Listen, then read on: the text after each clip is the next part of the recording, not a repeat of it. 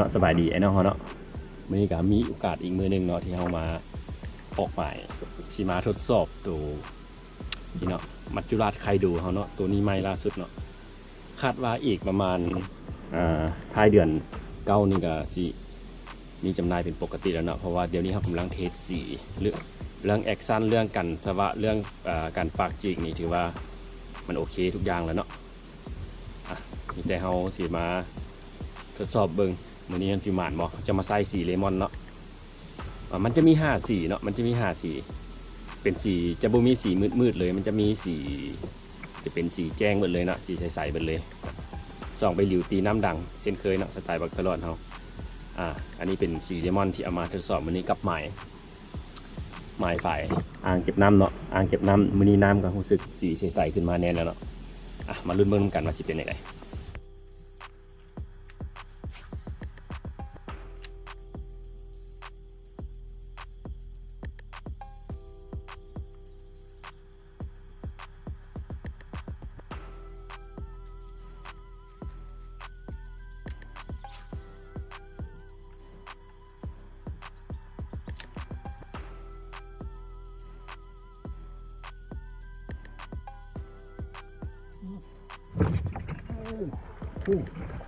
มาไฮโด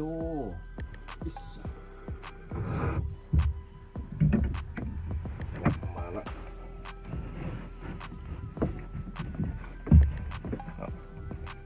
ไฮโด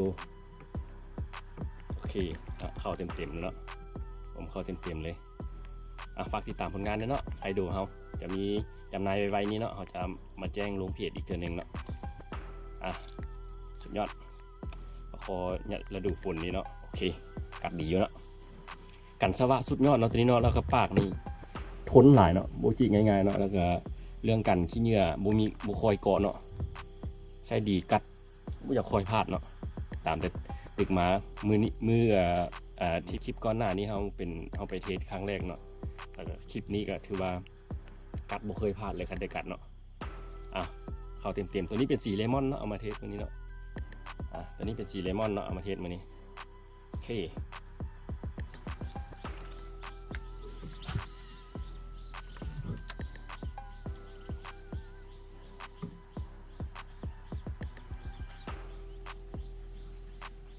จะสูตรอะไร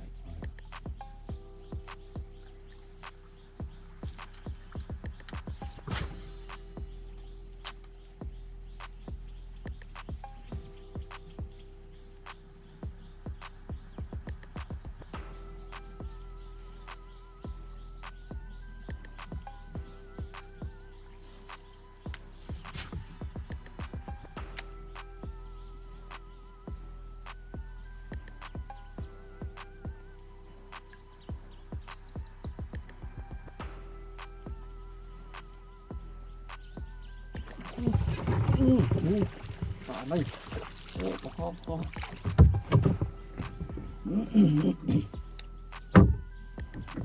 เรียบร้อยกัดอีกใกล้ๆเลยโดดกัดอีกใกล้ๆเลย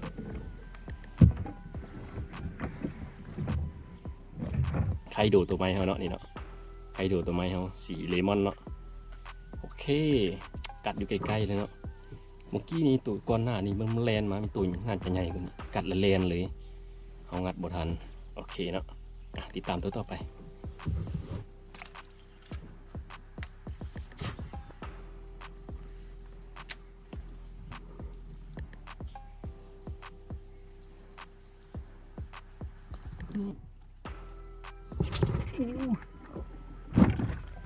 สายขาด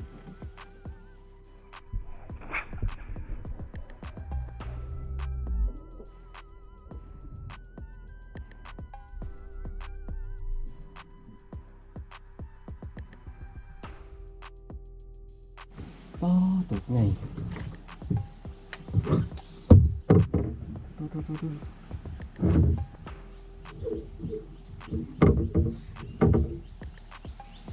สายขาดเลยต้องแขนบิ่งเลยนะไปเฮ้ยเบิ่งก่อน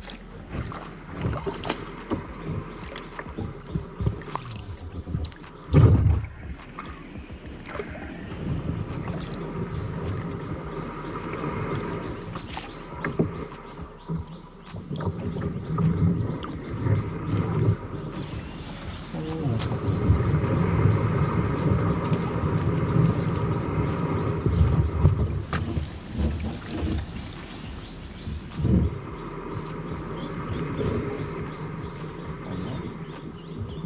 ขาดเงาสุดเลย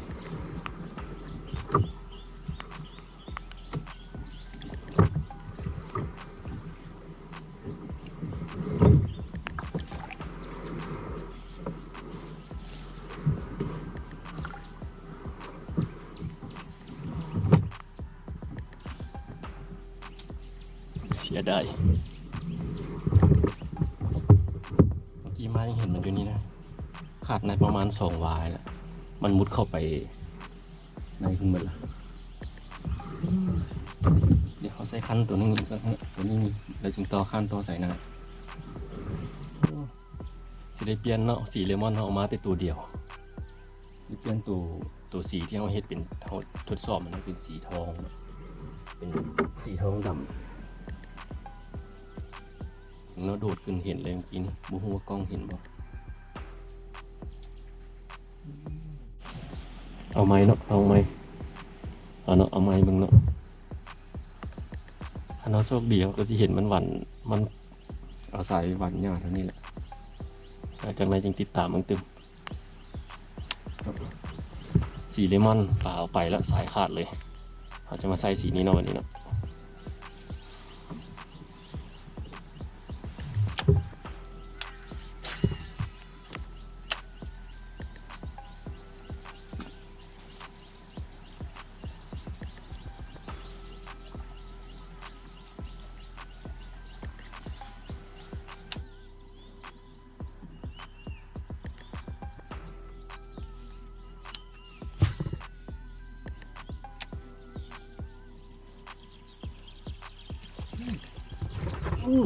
ได้ยัง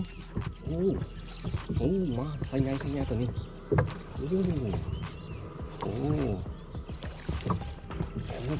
เกือบโลแน่นอนโลใส่โล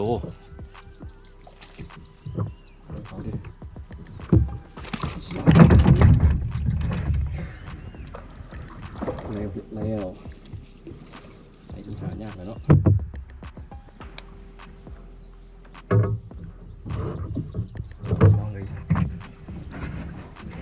ตัวนี้รู้แน่นอนเนาะตัวนี้เนาะซอกปลายเนาะสุดยอดเนาะคืนลงไปเลยเต็มปากเต็มคอตัวนี้เป็นไคโดไม้ของเราเนาะฝากในเด้อเดี๋ยวจะมีจำหน่ายไปไว้นี่แล้วเนาะเราจะแจ้งลงเพจเนาะเนื้อตัวนี้เนาะสุดยอดโอ้โหไซโลบึงกำปั้นเนาะเกือบซ้ำกำปั้นหัวโอเค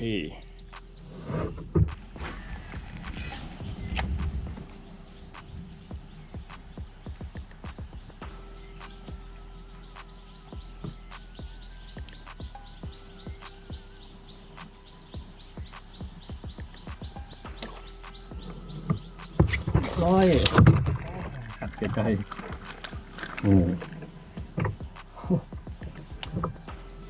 สุดที่มีเธอ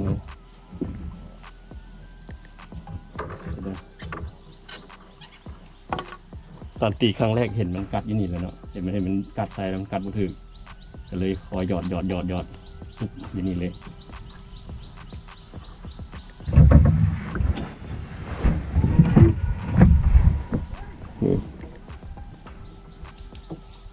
มักตลอดไคโดเงียสูดขึ้นมาเลยนะเอากระเปงขึ้นคือเก่าปากทนเนาะปากทนแล้วก็กันสวะได้ดีฝากติดตามผลงานหน่อยเด้อวันนี้เรามาเทสเป็นครั้งที่2แล้วประมาณอาทิตย์หน้านี่ก็เราเริ่มมีจำหน่ายเราจะแจ้งลงเพจเนาะติดตามตัวต่อไป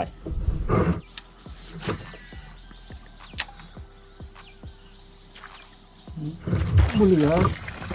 มาอีกแล้วโอ้ยหลุด